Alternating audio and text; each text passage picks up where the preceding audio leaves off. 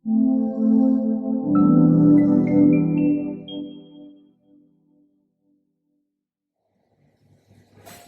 shalom saudara, apa kabar? Saya harap saudara semua dalam keadaan yang baik-baik dan sehat-sehat saja. Saudara pernah tahu buah kurma? Salah satu buah yang berasal dari Timur Tengah. Nah, ada satu jenis buah ya, ada satu jenis kurma yang terdapat di Israel yang namanya mejul. Itu kurma yang mungkin paling enak sedunia. Tetapi pernah tahu enggak? Pernah dengar enggak cara orang menanam kurma itu seperti apa? Kan ada cerita. Bagaimana untuk menanam kurma itu orang harus menggali dalam, ya, sedalam 2 meter, lalu biji itu diletakkan di bawah, di dasar, kemudian ditutupi dengan batu cukup besar, lalu ditimbun dengan tanah, dan kemudian katanya benih ini, biji ini akan mengeluarkan akar ke bawah, sampai menemukan sumber air. Setelah menemukan sumber air, kemudian dia tumbuh ke atas dan menembus, memecahkan batu itu, lalu tumbuh menjadi pohon kurma yang besar. Ya, maknanya bahwa hidup itu tidak gampang. Ada perjuangan yang harus dilalui dan dilewati untuk mencapai sebuah hasil. Namun yang menarik, saudara, saya ini punya pohon kurma. Kira-kira berapa bulan yang lalu saya ke Israel, lalu pulang saya bawa biji, saya bawa buah kurma mejul, lalu benihnya secara iseng saya masukkan di sini, pot ini, kantong ini, saya isi tanah, benih saya tancapin dan ternyata tumbuh tanpa melalui gali 2 meter dan seterusnya, ternyata tumbuh. Jadi maksudnya begini, saudara, seringkali orang yang dilihat itu entah cerita tentang 2 meter itu benar apa tidak, tapi seringkali banyak orang orientasinya bukan kepada bagaimana sebetulnya, tapi orientasi pada kesulitannya yang ditonjolkan. Yang ditonjolkan itu adalah, waduh, prosesnya begitu berat, begitu rumit.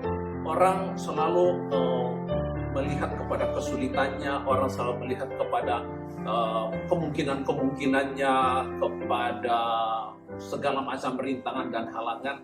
Lalu akhirnya ya itu menjadi halangan sehingga tidak melakukan apapun. Buktinya ini, tanpa melalui gali 2 meter, buktinya tumbuh. Ya memang masalah berbuah apa tidak saya tidak tahu, ya.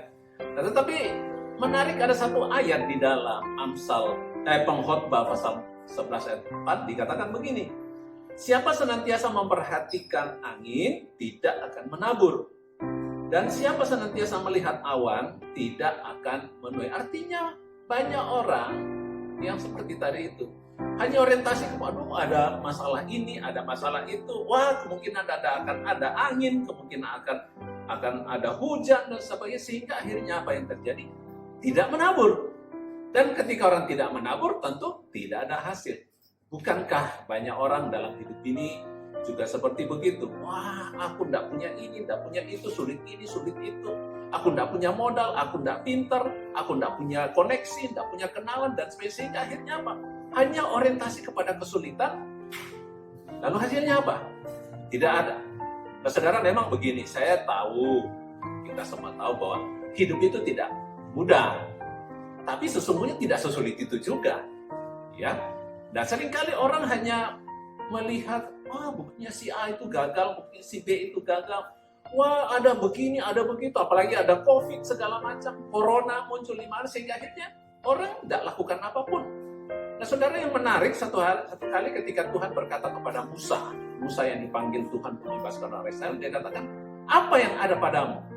Maksudnya, kemampuan apa, modal apa yang ada padamu? Musa bilang, aku cuma punya tongkat, tidak punya apa-apa. Tuhan berkata, dengan tongkat itu, aku utus engkau pergi bebaskan bangsa Israel. Nah, saudara, saya percaya bahwa Tuhan sebenarnya tidak minta banyak dari hal kita, dari diri kita. Dan saya percaya setiap kita itu pasti punya satu modal, satu benih yang ada di dalam diri kita, potensi yang ada dalam diri kita. Tapi dapatkah kita melihat itu sebagai sesuatu yang ya langsung tanam aja, tidak usah terlalu banyak pertimbangan, tidak usah terlalu banyak kendala-kendala yang diperhatikan, gitu ya, yang kesulitan-kesulitan tidak usah. Ya memang tentu jangan sembrono juga, tentu ada Tapi jangan lalu menunda semuanya sehingga tidak ada yang dikerjakan satupun. Mungkin saudara hari ini di tengah kesulitan ini kebingungan, tidak tahu suruh apa. Saya percaya begini, bahwa setiap kita pasti Tuhan berikan potensi. Nah, kerjakan saja yang bisa kita kerjakan hari ini. Mungkin cuma seperti tadi benih, nggak usah gali 2 meter lah, langsung tanam saja. Apa yang bisa kita kerjakan saja. Ya syukur-syukur kalau ada yang bisa membantu juga. Tapi sudahlah, nggak usah mengandalkan manusia. Tidak usah berharap pada siapapun. Percayalah bahwa setiap kita itu punya kemampuan, punya potensi. Di dalam diri kita ini ada yang ilahi, ada jejak kaki Tuhan di dalam hidup kita. Dan saya percaya ketika kita kerjakan itu, lihat bagaimana Tuhan campur tangan dan ya tumbuh. Dan satu hari akan menghasilkan buah. Tetap percaya kepada Tuhan Yesus, Tuhan yang memberi tumbuhan. Haleluya, Tuhan Yesus memberkati.